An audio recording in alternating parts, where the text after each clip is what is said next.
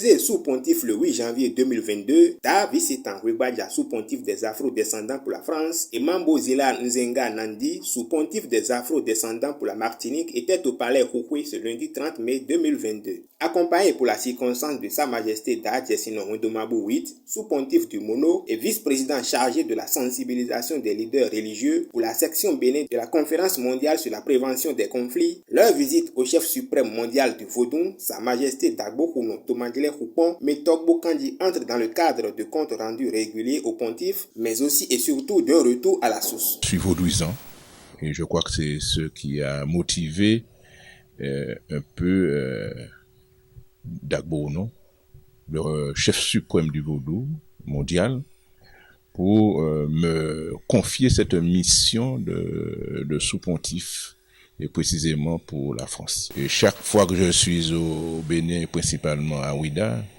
je me réserve le droit de faire une visite de courtoisie au chef suprême du Vaudou. Donc c'est déjà dans un premier temps une visite comme sous-pontife à son chef spirituel.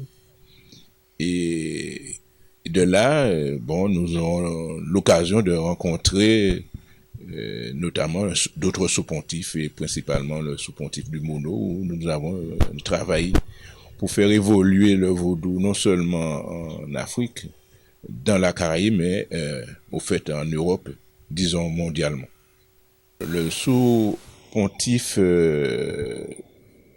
des Afro-descendants pour la France peut vous dire que même si c'est fait d'une manière plus ou moins cachée, mais le vaudou est pratiqué tant dans les pays de la Caraïbe où ont été déportés nos parents, mais aussi en Europe et en France, que j'ai eu l'occasion de voir, ici surtout à Ouidah, tous ces Français qui viennent ici, surtout à la fête du 10 janvier, pour se faire introniser à une divinité quelconque, mais au moins qui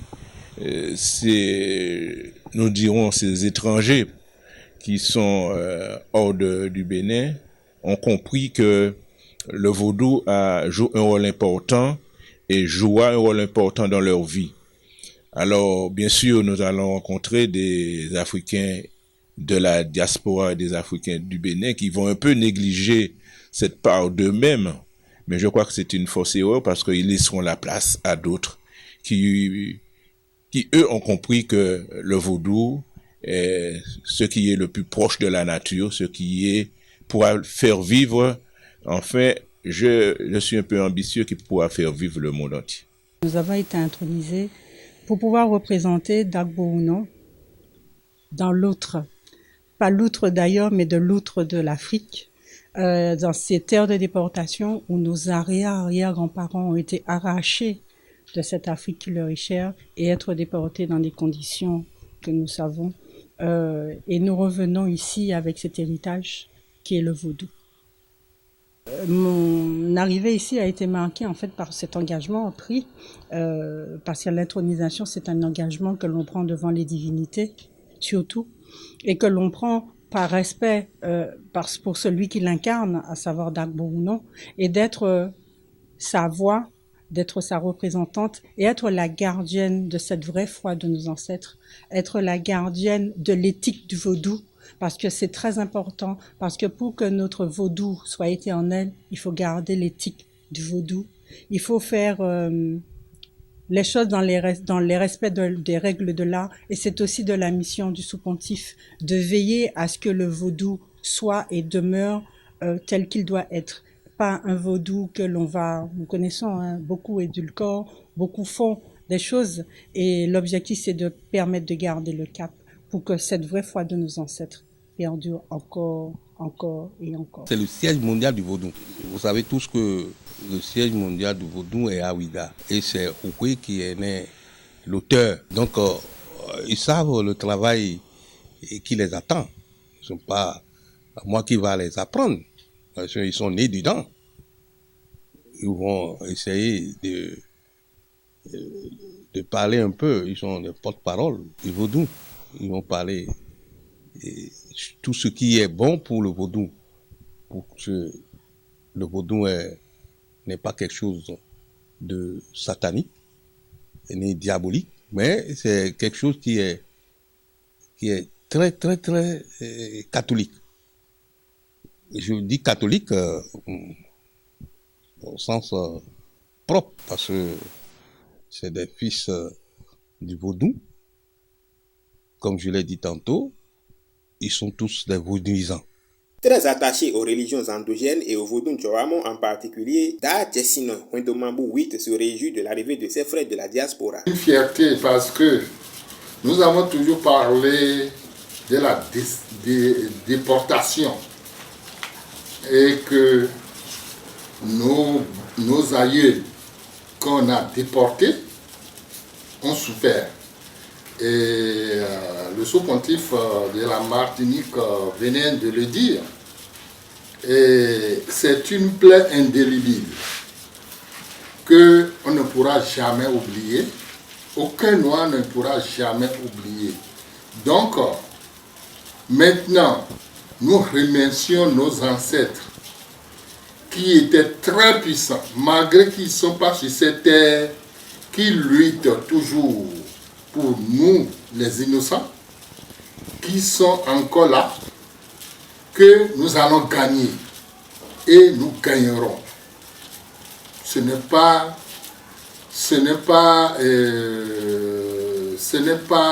la raison du plus fort qui va avoir le dessus. C'est la raison qui va avoir le dessus. Donc, nous avons été victimes d'une injustice inoubliable et qu'on reconnaît, on ne veut pas indemniser. Nous ne voulons même pas l'indemnisation. Qu'on nous demande pardon. Le noir, en général, la religion vaudou, c'est le noir qui a mené la religion vaudou dans le monde. Et le noir est la première personne dans ce monde. Quand on veut parler de religion, le vaudou est la première religion dans ce monde. Et le vaudou est très puissant. Alors, nos ancêtres ont pratiqué ça, nos grands-parents, nos papas ont pratiqué ça. Et nous sommes nés là-dedans. Nous ne pourrons que pratiquer.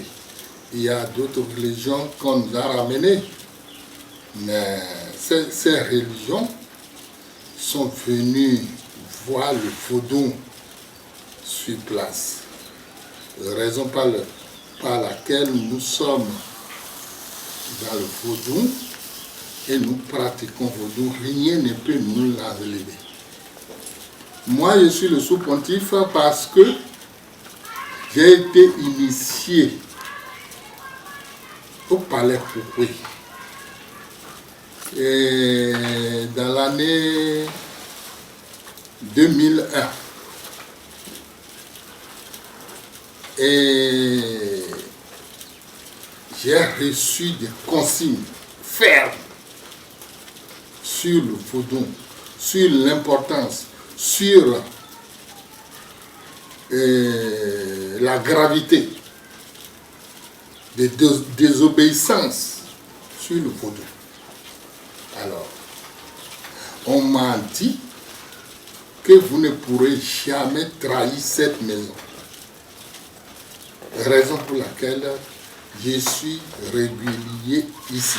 À ceux qui continuent de banaliser et de diaboliser le culte vaudou, les sous-pontifes lancent un appel. Encourager tous ceux qui veulent pratiquer le vaudou, tous ceux qui ont mis la main dans l'engrenage, je dirais, pour se faire happer par cette religion, et aussi les encourager, quand bien même il y aurait quelques petites différences dans la pratique, mais l'essentiel c'est qu'ils pratiquent du vaudou et qu'ils encouragent à d'autres qui sont encore hésitants à venir justement pratiquer avec eux pour que le vaudou prenne beaucoup plus d'ampleur dans le monde. Qu'ils s'asseyent et qu'ils se mettent là comme ça, assis, s'asseoir dans la terre et qu'ils partent, qu'ils parlent à ceux qui ont précédé. Pour parler de notre histoire très rapidement, notre histoire de nous, enfants de la déportation, c'est pas Jésus qui nous a libérés. Ce sont nos ancêtres qui, eux, ont souffert le martyre. Ils ont traversé, quand je regarde la plage de Ouidah, je me dis, waouh, c'est par ça que vous êtes passés. Mon cœur, je me dis, waouh, ils sont passés par tellement de souffrances, couchés dans la cale du bateau, pour que nous puissions revenir debout et fiers et libres. Donc quand tu t'assieds dans la terre où tes ancêtres ont laissé leurs ossements, leur sang, parce qu'ils ont fait la fortune d'autres, quand tu regardes tout ça et que tu t'assieds, c'est pas le Dieu du blanc qui t'a sauvé. Ce sont tes propres ancêtres qui t'ont sauvé. Et c'est par ça que je vais répondre. C'est en se rappelant par où nous sommes sortis, d'où nous sommes sortis et qui nous sommes devenus par le combat de nos ancêtres. 1848, c'est le combat de nos ancêtres qui ont permis cette liberté-là.